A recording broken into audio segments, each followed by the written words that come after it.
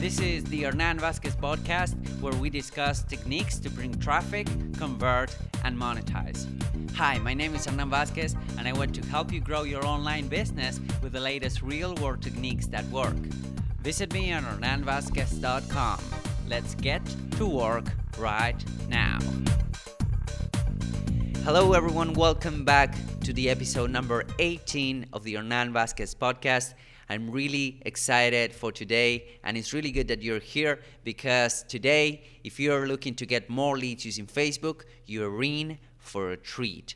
As you may know already, I'm big into Facebook ads. If you have been listening to the Hernan Vazquez podcast, and if you have been reading the blog posts on hernanvazquez.com, you will know that Facebook is one of my biggest sources of traffic right now. And today we have a super special guest, and he's an expert on Facebook advertising. So he will be guiding us on the tips and tricks he uses to get one of the highest ROI I have ever seen. Kusmich is one of the most intelligent Facebook marketers I've ever known, and as I said before, the things that he's showing regarding return on investment when it comes to Facebook campaigns, it's amazing. He's the founder of Kusmich.com, the Accelerator Alliance Group, and the creator of The Art of Lead Generation. And he's best known as Facebook Ninja for having the highest ROI in the industry, guys. He specializes working with those in the expert space using his proprietary Contextual Congruence methodology, which we will dive a little bit into the podcast. And that methodology combines both the art and the science of new media direct marketing to create preeminent positioning in the marketplace. He has had the good fortune of running the lead generation campaigns for his A-list clients, including Show Polish, a division of the Tony Robbins Group, Mel Abraham, Graziosi, Pamela Yellen, Chef Hayes, Baren, and many, many more. I'm really excited for this interview. I hope you have a blast with it. So please welcome Kusmich. So, hello everyone, welcome back. I'm here with my friend Kusmich. Hello Nicolas, how are you doing? Very good. How are you, brother? I'm doing really well, thank you. Thank you for being here, I really appreciate it. Absolutely. Okay, so I have to say, guys, that Nicolas, it's a Facebook ninja, as I mentioned before. His campaigns have the highest ROI that I have personally seen. So congratulations, man. I don't know how are you doing that, but I hope that today we can pick a little bit your brain about that. So before diving into that, into the actual stuff that you're doing and the actual process behind that, right? Why don't you tell us a little bit about yourself, your history, how you ended up, in the internet marketing industry, on the Facebook industry. What can you tell us about that? Yeah, well, I mean, to be honest with you, is almost, I feel like it was kind of the universe's way of bringing luck to me. I mean, I think I was in the right place at the right time, and it just kind of happened. By that, I mean, several years ago, I mean, I'd started in the internet marketing space many, many, many years ago. I think I was like around 17. I had looked for a way to kind of supplement my income and kind of build a business for myself. And I think it was just perfect timing because at that time I was trying to learn a whole bunch of stuff. At some point I said, well, I need to get into the paid advertising space. And at that time, really, Google was the only thing on the market. But the problem was at that time, Google had just like brought out one of their 10 slaps. They had, literally shut businesses down overnight. And I said, well, geez, I don't know anything about Google AdWords, but I certainly don't want to learn because it seems like it's hostile territory. Right. So I figured, well, is there anything else out there that I could do to generate traffic? And at that time, I don't even know if you might remember this, but at that time, Facebook had just released their advertising platform. And it was the tiny little right side ads that existed. And then at the exact same time, there was a dating site called Plenty of Fish. Oh, yeah. They had also released their advertising platform, and they were actually pretty good because they had a lot of users and they had gained a lot of data from those users. So I started experimenting on both.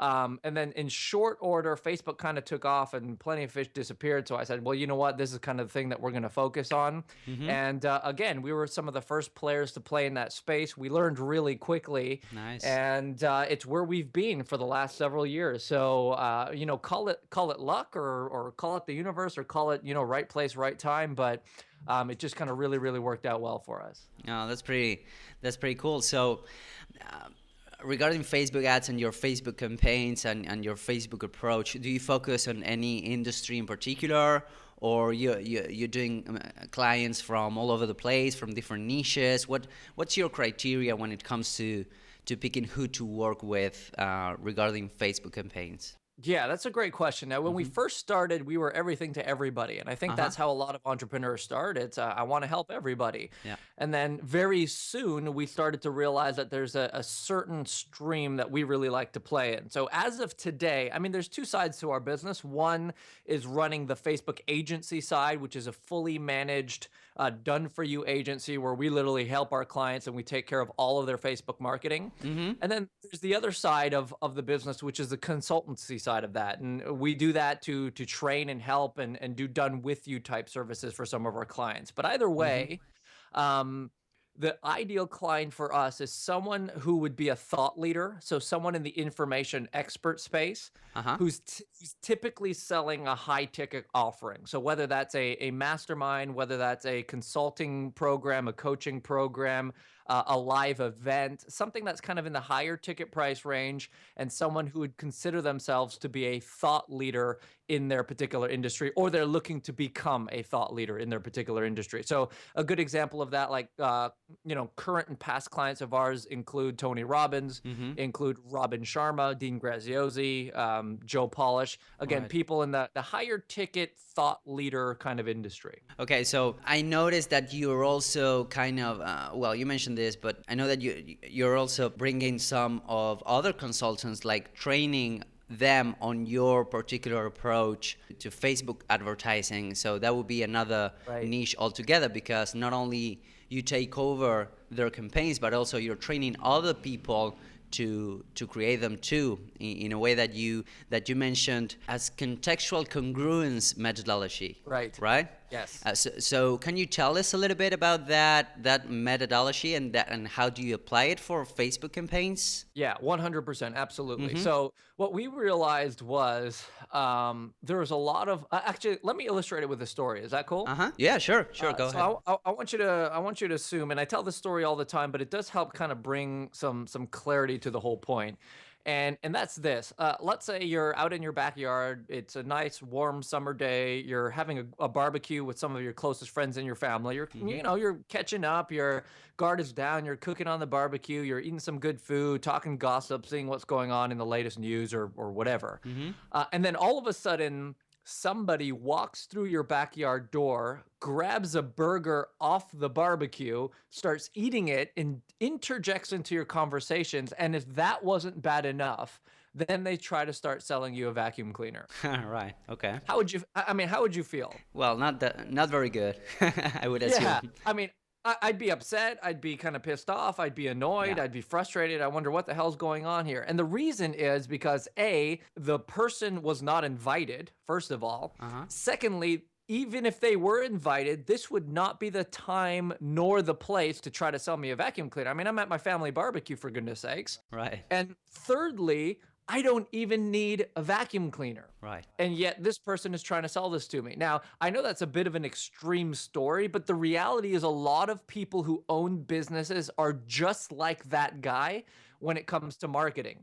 They'll come into the Facebook platform, which is kind of like a family barbecue, if you will. They come uninvited, they interrupt people's news feeds, and they basically say, hey, I don't know anything about you. I know I'm not invited here, and I'm going to sell you something that you probably don't want. Okay. Now, what was the biggest problem there? The biggest problem was not necessarily that he was selling something. The biggest problem was that he was trying to sell something that was incongruent with the context of the environment. So in that case, the barbecue is not the place. In this case, Facebook is not the place to try and go on there and start sell stuff, especially to people who don't know you, and especially to people who may not know what you want. I mean, another way to put it is if I were to go on eBay, for example, or if I were to go on Amazon, I'm typically going on those platforms because I'm interested to buy something. And rightfully so, because those are commerce platforms. Right. But there's nobody who wakes up in the morning with a credit card in their hand to log on to Facebook and say, well, I really want to buy something. I'm going to go to Facebook to try and find that thing to buy. Right. So if we took the same group of people, let's say me, you, and a couple of our friends, we took the same group of people, and in the morning we went to a wedding. In the afternoon, we went to a funeral. And then in the evening, we went to a sports game. And then at night, we went to a nightclub. Right. Now, it's the exact same group of people, but we would act very differently at each four of those places because it's not the people that change, but it's the context that change. We're not going to party at a funeral. I mean, it doesn't, I mean, unless you want to cause problems, Right, it's yeah. probably not the better thing to do. Yeah. So that's the idea of contextual congruence. The idea is when you come onto Facebook, how do you market in such a way where you're not being the sleazy salesman and you're coming onto a social platform that doesn't really allow or accept people trying to sell stuff? Now, if you can master that art, the art of creative and narrative storytelling in such a way that you could catch attention and be a value contributing provider to the community, then and only then can you really make things work on Facebook. Does that make sense? Yeah, definitely. And I totally agree with you, because I've been experimenting a lot with the initial approach with Facebook advertising, or at least what I have been experimenting is, you try to sell something, as you were saying, or you try to push, for example, a lead magnet initially. And as time goes by, you need to create that authority that you're mentioning. So I've noticed that, for example, sending people to ungated content, to a piece of content, Right. to a piece of, to an article that you have written that it's actually giving away value and changing, somebody's mindset for the better. It's a way better strategy than just going out the gate right off the bat, offering something, even a lead magnet where you have to give something in return, like an email. So yeah, I totally get what you're saying, and I think it's a really clever strategy, and that's bringing you huge results. I mean, I've been checking your stuff out, your Facebook page, your Facebook groups, and you're posting some really interesting ROIs. So that's one of your main focus when setting up a Facebook campaign? Is ROI one of your main focus? Yeah, that's a great question. And I think what people have to realize when it comes to advertising is that there is really only one measurement that matters, and that's ROI, but more specifically, it would be return on ad spend. So not necessarily return on investment, but return on ad spend. It's how many dollars am I putting into the campaign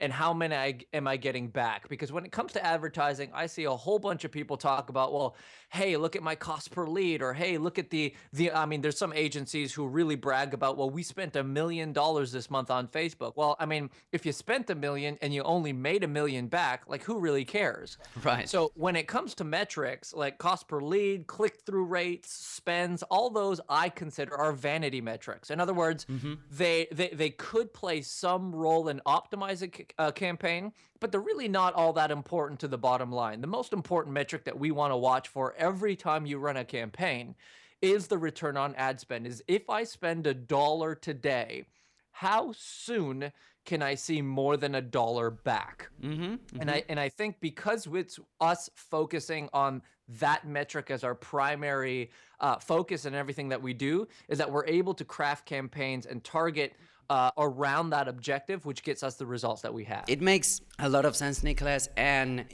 when we were talking previous to this interview, I mentioned that big part of the community that I'm putting together are, small business owners, and, there are marketers that are trying to get to that point, that the A-list point or the thought leader, but they haven't gotten that far yet. Sure. So what kind of advice could you give to the guy that, it's starting out, it has a limited budget, and, to kind of implement the same strategy at another level, in a level that they can manage regarding their budget and what they have, the resources that they have available right now? Yeah, that's a great question. I think the key here that a lot of people have to realize, the answer to how to set up a successful lead generation campaign or a Facebook advertising campaign, what we like to do is always reverse engineer it. And so whereas most people like to say, okay, well, I'm going to start with my ad, and then from my ad, I'm going to think about what the landing page is going to be, or what kind of content.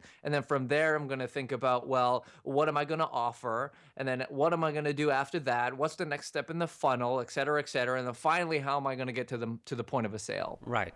And I think that's the problem that most people have when they're setting up advertising campaigns. I think the real key in what we do every single time we look at a campaign is to reverse engineer it and start with the goal in mind. So we start all the way at the end and we say, well, what is the actual goal that this person wants to accomplish? Is it to get somebody on a phone so they could sell something over the phone?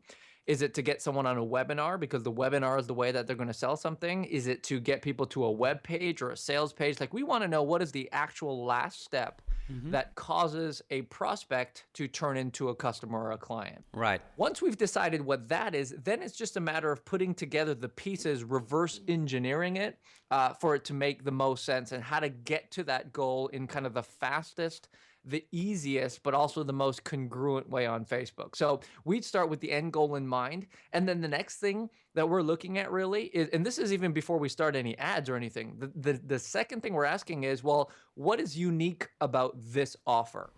Why does this offer stand out from everybody else? Because the reality is, when you come on Facebook, there's probably 100 other people or even more who are probably trying to sell the same thing or offer the same thing as you are. Right. So even before you bring it to Facebook, you got to ask, well, what is my message? What is my unique angle? What is my, some people call it the USP, the unique selling proposition? What is different about what I have than everybody else? And even if it's not all that different, it's how can I craft a narrative? How can I craft a story or a message around this that makes it stand out from everything else? So that's step number one. Before you spend any money, before you dive into setting up your ad campaigns, before you do any of that, you've got to be very clear about why your thing is different and what is the angle that you're taking that's going to serve your marketplace better than your competition will. So once you have kind of that messaging established, the second thing is, well, then what can I mean, in our industry, people call it a lead magnet. Some people call it a bait offer, whatever it be. But you want to take that next step and say, well, if that's my grandiose message, if this is what sets me apart from everybody else, if this is what I want to be known for, then what can I create in the form of a lead magnet that I could offer to bring value to my community? So what are the number one kind of problems that people are trying to solve? What are the number one issues? What are the number one itches that need to be scratched? And I want to like look into my marketplace and say, okay, well, I've identified that this, and this are really key problems in the marketplace. A good example for me, for example, was late last year, one of the biggest issues on Facebook was that everybody, or not everybody, but almost everybody, was losing their Facebook ad accounts. Yeah, totally. Ad accounts were being shut down all over the place. So I'm looking at my marketplace and I see, well, man, this is a real issue that people are looking for solutions for. So what did I do? I went out and I wrote the most extensive blog post on the internet today that teaches people how to avoid getting your Facebook ad account shut down. Yeah, and that's, sorry, but that's a great blog post. And I was about to mention that as well. So we will leave a link to that blog post because I think it's amazing. It's a big eye-opener for me. It was a big eye-opener for me, and we will leave a link to that blog post on the description below. So yeah, I think it's a great instructional blog post on how to avoid just that, you know. Yeah, and I appreciate that. And I mean, I spent a lot of time to put that together, but the reason why I wrote that was not just because I had an extra, an hour of time on my hands. Yeah. The reason why I wrote that is because, again, I looked out into the marketplace and I said, well, what's going on here? I'm starting to identify a need. Not too many people were addressing that need, so I'm going to go ahead and write this content to try and serve my community. And so I did, and I wrote that blog post, and connected with that blog post were a couple of lead magnet offers, for example. So, I mean, if the blog post was almost 4,000 words or something like that, I created a quick 3-page PDF that kind of summarizes the entire post. And I said, hey, look, if you don't want to read this entire post, you can easily download the 3-page checklist version of it right here. And literally, I've had people write me and say, this was the greatest checklist I've read on the topic. I literally had printed this out and I taped it beside my computer screen, so I know every time I'm setting up ads, I know what to avoid and what to do. And that's generating leads for me on a regular basis. So again, step number one was, what is my end goal in mind? Step number two is, what is the message that's different about me?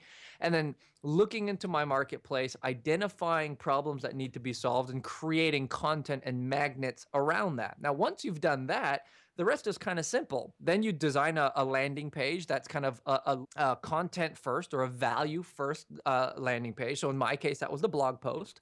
It is a piece of content, but at the same time, it's also a lead generation page. I put that out there, and then to run ads to it, it's very simple. I look at the content that's in that blog post. I turn that into an ad, and I just basically throw it out there. So where a lot of people start with the ad first and then kind of go backwards with it, we like to reverse engineer it. Start with the end goal in mind, work your way backwards, and then kind of the ad writing and the landers and the bidding and the structures all kind of fits into place, and it makes things a lot easier for you. Well, that's a really great summary, guys. So if you're trying to to get more leads or to get more exposure and more traction, that's definitely a great guide to start. Is this something, Nicholas? Because I'm aware that you just offered a live workshop a couple of weeks ago, right? Was it in San Diego? It was, yes. Is this something that you teach on your live workshops, like this step-by-step approach to increase the lead basis on Facebook? Yeah, 100%. So what we found was that nobody, well, I mean, I'll take this, at least for me, I found that I don't want any more training on anything. Yeah. There's so many books out there. There's so many seminars. There's so many courses. And I've started so many, I've very seldomly finished any of them. Definitely. So the last thing I wanted to do was go out there and create another training course for people. Not that I didn't think it couldn't help people, but the reality is a lot of people might buy it and they'll just have a whole big to-do list of things to do. And because they don't have the accountability or the support, they never get it done.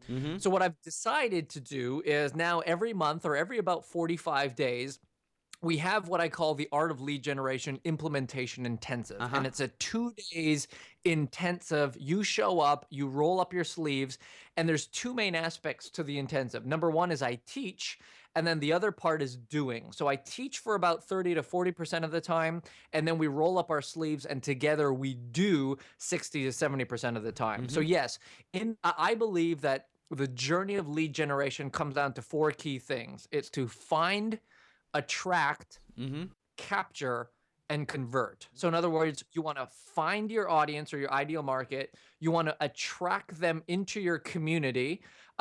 You want to then capture them as a lead and then work on to converting them into a client or a customer for you. And the way that we do that in our kind of system that we use and we use across for our own personal clients, our private clients, and every time we teach this stuff is what I call the 4M strategy. And that's market, message, magnet, and mechanism.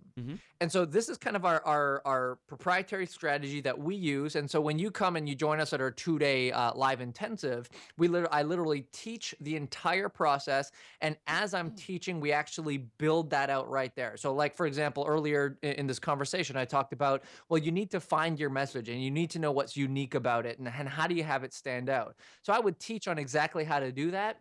And then we'd spend, 30 or 40 minutes right there building your message and building your USP and making it very crystal clear so that if anyone hears it, they know, okay, I know that's what that person stands for.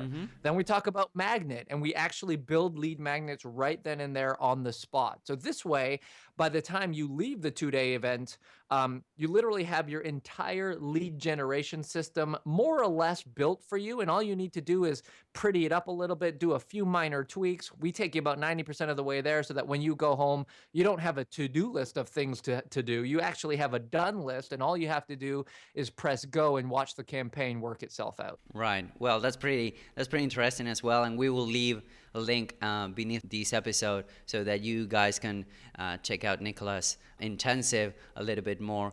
So, just to kind of wrap this up, because this has been a value pack, and I really appreciate you showing up and sharing all of those golden nuggets with the audience. Basically, we are a community of entrepreneurs, business owners, and we are grinding day in and day out, and you are too. What would be your advice for people doing Facebook ads to increase their revenue over the next 3 to 6 months? Like, what would be one piece of advice, the next step that somebody that's starting out with Facebook ads will need to take in order to increase their revenue over the next 3 to 6 months? Yeah, that's a great question. And the answer is not so technical. I mean, I could say, hey, this is how you should run an ad campaign. Right.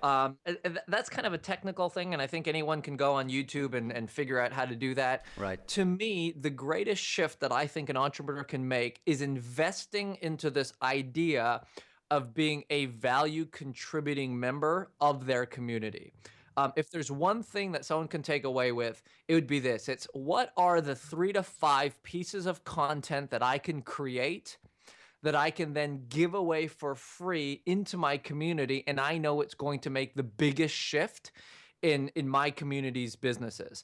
And if you could just literally, if you're listening to this and you're figuring out how can I break into my marketplace, I literally want you to take a step back and identify your market, identify the greatest pain points and the aspirations of your community, and then say, what are the 3 to 5 pieces of content that I can create that's going to bring the greatest value to that community, and then focus on getting that out there to your community using Facebook ads or any other means for that matter. Because here's what's going to happen when you do that. Number one, you're going to be considered an authority and a leader in your space. As soon as you release content that can actually help somebody in their life, that person now sees you as an expert and an authority. And the more of these good pieces of content you can throw out there, the more of an authority you appear to be like. Mm-hmm. And as soon as you become appearing like an authority, all of a sudden the business gets easier because people respect you. They say, hey, that's the guy to go to for this type of thing. And business becomes much easier. Number two, there's this kind of illusion out there where, hey, if you work with me, I will help you get results. Right. I say, rather than working with me to help you get results, why don't I just help you get results no matter what? Mm-hmm. And if you can put out good pieces of content where you can help people get results, whether or not they choose to work with you, that's just going to build up some great reciprocity in your marketplace. And a lot of people are going to say, you know what, there's a ton of value there. I'm not quite ready to work with you yet, but when I am, I'm going to keep you in the back of my mind. Mm-hmm. So the greatest takeaway I could say here is don't go into your marketplace being a marketer.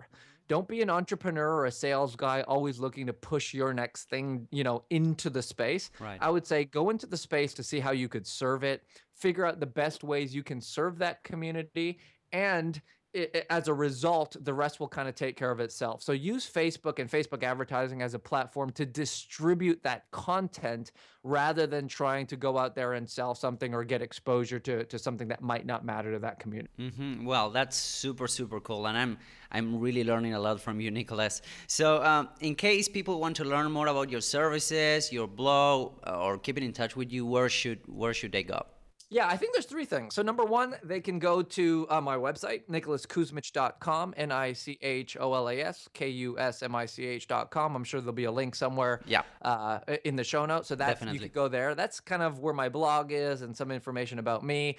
You could also find me on Facebook. I'm the only Nicholas Kusmich in the entire world. Mm-hmm. So it'd be easy to find me there on Facebook. Right. And then lastly, I do have a gift that I could give your folks if that would be helpful to you. Awesome. Yeah, please do. Yeah. So what I've done is I've created what I call the Behind Closed Doors workshop. Mm-hmm. And the Behind Closed Doors workshop is, I don't actually do much public speaking. A lot of the training that I do is in high-level mastermind groups. So I'm invited to speak to these high-level mastermind groups where the attendees have paid anywhere from $18,000 to $100,000 to be a part of these masterminds. Right. And then the facilitators bring me out and say, hey, can you train some of your high-level stuff to them? Mm-hmm. So I recently did one of those and we recorded it. And of course, in the past, I've never shown it before, but I am making it available for a limited time for anyone who wants to see it free of charge. You just got to tell me where you want me to send it. And I let people see this training. So if anyone wants to go there,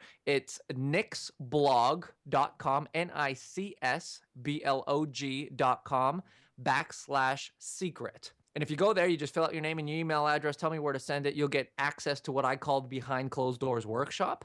And that's kind of where I give some of the Behind Closed Doors secret kind of strategies and stuff that I don't typically teach out in the public. So I think that might be able to serve some of your community there. Yeah, definitely. I really appreciate that. And we'll put a link to all of your properties and that workshop, guys. Go ahead and take a look because Nicholas, as you can already notice, he knows his stuff. So I really appreciate your coming to the podcast, Nicholas, and we'll be in touch. So thank you very, very much. Absolutely. Thanks so much for your time. It was a pleasure to be here. Okay. Bye-bye.